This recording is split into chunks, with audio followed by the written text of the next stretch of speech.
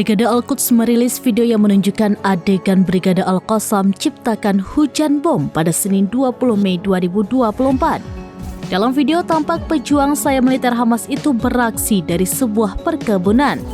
Mereka menembakkan lusinan mortir dan rudal ke tentara dan kendaraan militer IDF yang tengah bergerak ke arah Rafah. Serangan Hamas itu pun diklaim berhasil mengenai sasaran. Suara ledakan juga terdengar menggema seiring dengan rentetan serangan Hamas tersebut. Namun sayangnya Al-Quds ataupun Hamas tidak membeberkan total korban jiwa dalam serangan tersebut.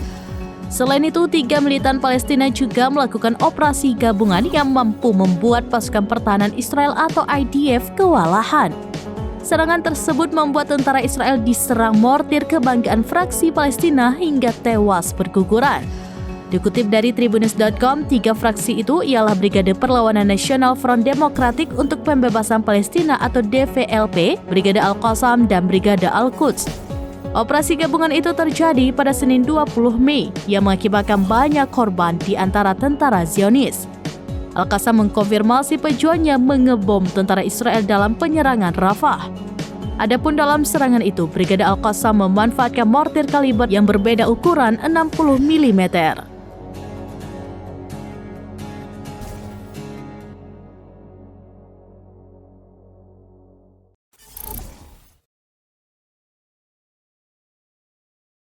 Download Tribun X sekarang, menghadirkan lokal menjadi Indonesia.